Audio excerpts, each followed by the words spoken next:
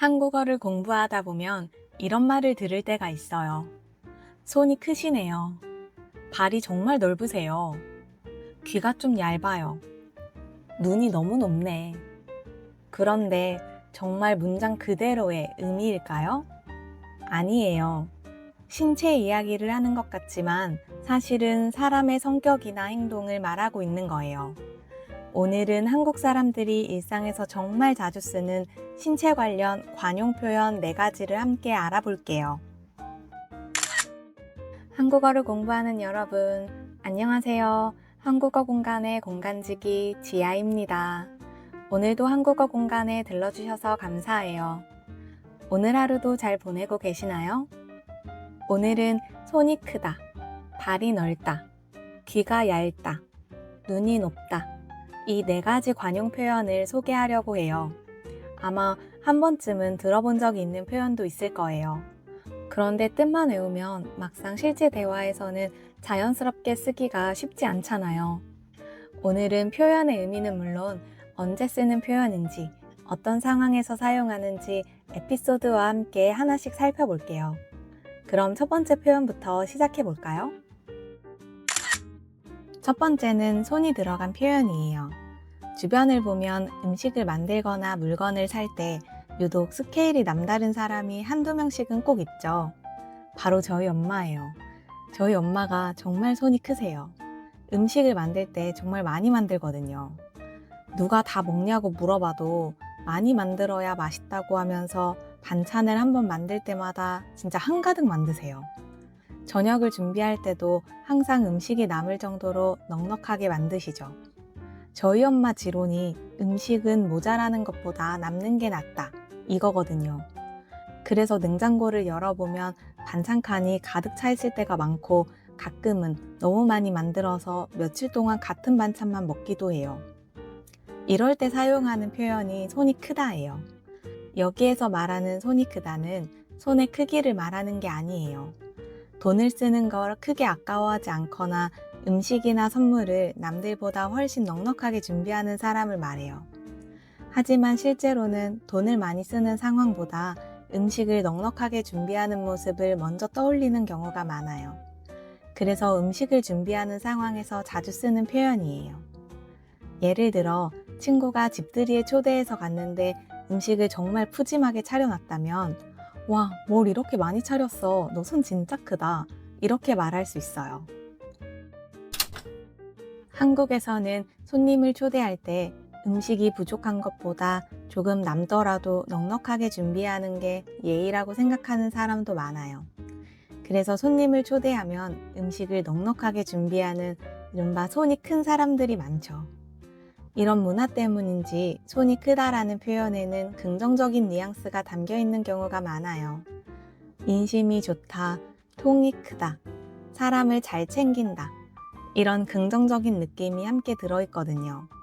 그래서 한국 사람들은 손이 크다라는 표현을 좋은 의미로 쓰는 경우가 많은 것 같아요. 물론 항상 칭찬으로만 사용하는 건 아니에요. 필요 이상으로 돈을 쓰거나 음식을 너무 많이 준비해서 남겼을 때는 너 손이 너무 큰 거 아니야? 이렇게 말하기도 해요. 이때는 조금 과하다, 조금 낭비하는 것 같다. 이런 의미가 담겨 있는 거죠. 그래서 손이 크다는 상황과 말하는 사람의 의도에 따라 칭찬이 될 수도 있고 가벼운 핀잔이 될 수도 있는 표현이에요. 반대로 손이 작다라는 표현도 있어요. 음식을 적게 준비하거나 씀씀이가 작은 사람에게 사용할 수 있어요. 특히 손님이 왔는데 음식이 부족하거나 너무 인색하게 준비했다고 느껴질 때 저 사람은 손이 좀 작네. 이렇게 말하기도 해요. 물론 상황에 따라 돈을 아껴 쓰는 사람이라는 의미로도 이해할 수 있지만 실제로는 아쉬움이나 핀잔을 담아 사용하는 경우가 더 많아요. 그래서 손이 크다는 칭찬으로 자주 쓰이지만 손이 작다는 상대적으로 부정적인 뉘앙스로 들리는 경우가 많아요. 여러분은 어떤 편인가요? 손이 큰 편인가요? 아니면 손이 작은 편인가요? 저는 손이 좀 작은 편인 것 같아요. 두 번째는 발이 들어간 표현이에요. 이 표현도 한국 사람들이 정말 자주 사용하는 표현이에요. 우리 신체에서 발은 걷고 뛰고 이곳저곳을 돌아다닐 때 사용하는 부위잖아요. 그런데 오늘 배울 관용 표현에서는 이 발이 넓다고 표현해요. 크다도 아니고 넓다. 발이 넓다는 아는 사람이 많거나 여러 분야에서 다양한 사람들과 친하게 지내는 사람한테 쓰는 표현이에요. 그런데 왜 하필 발일까요? 정확한 유래는 분명하지 않지만 보통은 이곳저곳 많이 다니는 사람일수록 자연스럽게 만나는 사람도 많아진다는 이미지에서 나온 표현이라고 알려져 있어요.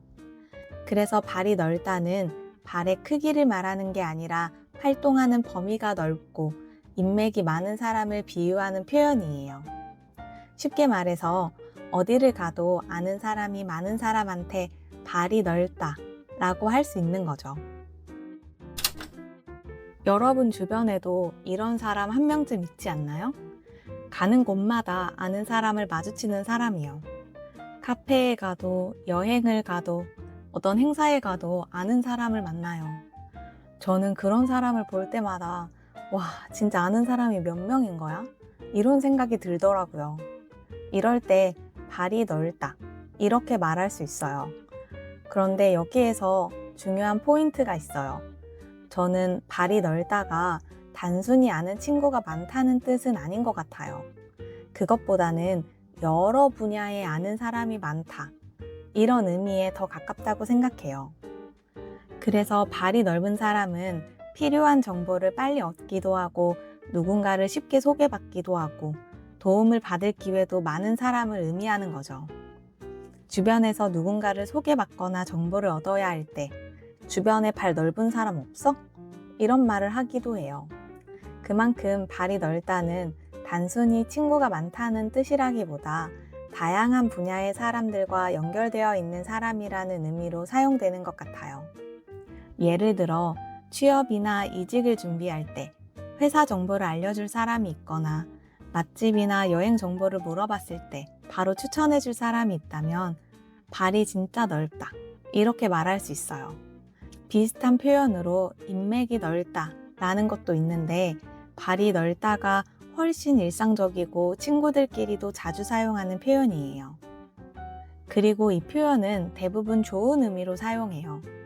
사람들과 관계를 잘 맺고 정보도 많고 도움을 받을 수 있는 사람이라는 긍정적인 이미지가 있거든요. 저는 집순이라 그런지 이렇게 발이 넓은 분들을 보면 정말 신기해요. 여행을 가도 금방 새로운 사람들과 친해지고 어디를 가든 반갑게 인사하는 사람이 있는 걸 보면 그런 재능이 조금 부럽기도 하더라고요. 여러분은 어떤 편인가요? 발이 넓은 편인가요? 이번에는 기로 가볼게요. 여러분은 다른 사람의 추천을 잘 믿는 편인가요? 친구가 맛있다고 하면 바로 가보고 싶고 유튜브에서 좋다고 하면 바로 사고 SNS에서 유행이라고 하면 한번 검색해보는 분들도 있을 거예요. 이런 사람들을 보고 한국에서는 귀가 얇다 라는 표현을 사용해요. 물론 실제로 귀의 두께를 말하는 건 아니에요. 귀가 얇다는 다른 사람의 말이나 주변 분위기에 쉽게 영향을 받아서 생각이나 마음이 자주 바뀌는 사람을 말해요. 예를 들어 친구가 이 식당 진짜 맛있대 라고 하면 바로 가보고 싶어지고 다른 친구가 거기 별로라던데? 라고 하면 또 바로 마음이 바뀌는 사람이 있어요. 또 친구가 이거 몰라? 요즘 이거 하나씩 다 들고 다녀 라고 하면 혹하고 다른 사람이 그래? 난 생각보다 별로던데? 라고 하면 또 금방 마음이 흔들리는 사람도 있죠. 이런 사람들한테 너 진짜 귀 얇다 라고 말할 수 있어요. 이 표현은 쇼핑뿐만 아니라 중요한 결정을 할 때도 자주 사용해요. 특히 주식이나 부동산처럼 투자 이야기할 때도 정말 자주 들을 수 있는 표현이에요. 주변에서 이 주식 꼭 사, 지금 안 사면 늦어, 요즘 여기에 투자한대 이런 말들을 듣고 충분히 알아보지 않은 상태에서 중요한 결정을 내리는 사람들이 있어요. 이런 사람들을 보고 한국 사람들은 귀가 얇다라고 표현해요. 투자처럼 중요한 결정은 누구나 신중하게 해야 하잖아요. 귀가 얇은 사람들도 투자할 때만큼은 조금 더 신중할 필요가 있어요. 저도 예전에는 귀가 좀 얇은 편이었어요. 제 생각보다 다른 사람 의견에 더 귀 기울였거든요. 예전에 팀 과제를 한 적이 있었는데 팀원 중 한 명이 자기 의견을 정말 자신 있게 이야기하는 거예요. 듣다 보니까 그 말이 맞는 것 같아서 제 의견을 접고 그 방향으로 준비했죠. 그런데 발표를 거의 앞두고 그 방향이 잘못됐다는 걸 알게 됐어요. 결국 처음부터 다시 준비해서 발표해야 했어요. 그런 일들을 몇 번 겪고 나서 다른 사람 의견도 중요하지만 내 생각도 조금은 믿어야겠다는 걸 배웠어요. 물론 귀가 얇다는 게 항상 나쁜 것만은 아니에요. 새로운 정보를 잘 받아들이고 다른 사람의 의견을 열린 마음으로 듣는다는 장점도 있으니까요. 트렌드에 관심이 많고 유행을 빨리 따라가는 사람일 수도 있고요. 하지만 대부분은 주관이 조금 부족하고 다른 사람의 말에 쉽게 흔들린다. 이런 좀 부정적인 의미로 사용하는 경우가 더 많아요. 비슷한 표현으로는 팔랑귀가 있어요. 귀가 바람에 팔랑팔랑 흔들리는 것처럼 남의 말에도 쉽게 흔들린다는 뜻이에요. 친구가 유튜브를 보고 물건을 또 샀다고 하면 와, 너 또 샀어? 진짜 팔랑귀네. 이렇게 장난스럽게 말하기도 해요. 귀가 얇다가 조금 더 일반적인 표현이라면 팔랑귀는 친구끼리 조금 더 가볍게 놀릴 때 사용하는 표현이라고 생각하면 돼요. 이 표현도 한국 사람들이 일상에서 정말 자주 사용하는 표현이니까 기억해 두시면 좋겠죠. 여러분은 최근에 다른 사람의 추천을 듣고 구입한 물건이 있나요? 아니면 SNS나 유튜브를 보고 충동 구매한 적은요? 그 물건에 만족하셨나요? 마지막은 눈이 높다라는 표현이에요. 물론 실제로 눈의 위치가 높다는 뜻은 아니에요. 한국어에서 눈은 사물을 보는 기관이라는 뜻이기도 하지만 사람을 보는 기준이나 물건을 고르는 안목을 의미하기도 해요. 그래서 눈이 높다는 기준이 높거나 기대치가 높아서 웬만한 것에는 쉽게 만족하지 않는 사람을 말하는 표현이에요. 이 표현은 특히 연애 이야기할 때 정말 자주 사용해요. 주변에 이런 친구 한 명쯤 있지 않나요? 소개팅 하고 나서 어땠어? 하고 물어보면 좋은 사람이긴 한데 뭔가 아닌 것 같아. 이렇게 말하거나 다른 사람을 소개받아도 좋은 사람인 건 알겠는데 내 스타일은 좀 아닌 것 같아. 이렇게 말하면서 만남을 거절하는 친구요. 이런 일이 몇 번 반복되면 친구들이 농담처럼 야, 너 눈이 너무 높은 거 아니야? 이렇게 말하기도 해요. 그러면 대부분 이렇게 대답해요. 아니야, 나 눈 안 높아. 그냥 나랑 잘 맞는 사람을 찾는 것 뿐이야. 그런데 주변 사람들은 속으로 그게 눈이 높은 거라고 생각하죠. 눈이 높아서 연애를 못하는 친구한테 친구들이 자주 하는 말이 있어요.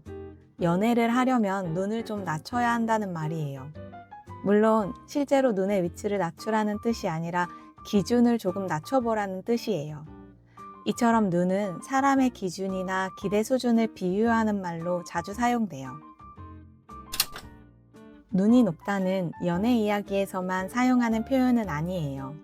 취업을 준비할 때도 집이나 물건을 고를 때도 자주 사용하는 표현이에요. 특히 취업 관련 뉴스를 듣다 보면 자주 들을 수 있어요.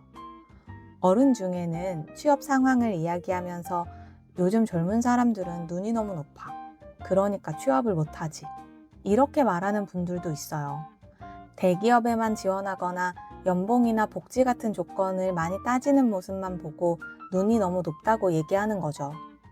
반대로 취업을 준비하는 사람들은 눈이 높은 게 아니라 자기 기준에 맞는 회사를 찾는 거라고 말해요. 결국 같은 상황을 봐도 사람마다 생각이 다른 거예요. 그래서 눈이 높다라는 표현도 상황이나 보는 사람에 따라 조금 다르게 받아들여질 수도 있어요. 집을 구할 때도 눈이 높다는 표현을 들을 수 있어요. 예산은 정해져 있는데 역에서도 가깝고 신축이어야 하고 방도 넓었으면 좋겠고 주변에 편의시설도 많았으면 좋겠고 이렇게 원하는 조건을 하나씩 이야기하다 보면 부동산 중개인이 웃으면서 그 가격에 그런 집은 찾기 힘들어요. 그렇게 다 따지면 집 못 구해요. 이렇게 말하기도 해요. 그리고 농담처럼 손님, 눈이 너무 높으신 거 아니에요? 이렇게 말하기도 하죠. 여러분은 어떤가요? 집 구할 때 어떤 기준이 있나요? 알아두면 좋은 표현이 하나 있어요. 바로 안목이 좋다예요. 안목이 좋다는 좋은 것을 알아보는 능력이 있다. 이런 뜻이에요. 반면 눈이 높다는 기준이나 기대치가 높다는 의미예요. 비슷해 보이지만 조금 다르죠. 안목이 좋다는 보는 눈이 좋다는 칭찬에 가깝고 눈이 높다는 기준이 높다는 의미에 가까워요. 눈이 높다는 기본적으로 좋은 표현도 나쁜 표현도 아니에요. 좋게 보면 자기만의 기준이 분명하고 쉽게 타협하지 않는 사람이라는 뜻이 될 수 있어요. 반대로 기준이 너무 높아서 좋은 기회를 놓치거나 결정을 너무 오래 하는 사람이라는 의미로도 사용할 수 있고요. 그래서 상황에 따라 칭찬이 되기도 하고 가벼운 농담이나 핀잔이 되기도 하는 표현이에요. 여러분은 살면서 눈이 높다라는 말을 들어본 적이 있나요? 있다면 어떤 상황이었는지 댓글로 알려주세요. 오늘은 신체 부위가 들어가는 한국어 관용 표현 4가지를 함께 살펴봤어요. 음식을 넉넉하게 준비하거나 씀씀이가 크면 손이 크다. 여러 분야에 아는 사람이 많고 인맥이 넓으면 발이 넓다. 남의 말에 쉽게 흔들리거나 충동구매를 하는 편이라면 귀가 얇다. 그리고 기준이 높아서 쉽게 만족하지 않으면 눈이 높다 라고 말할 수 있어요. 이 표현의 공통점은 신체 부위를 이야기하는 것 같지만 실제로는 사람의 성격이나 행동, 특징을 비유적으로 표현한다는 거예요.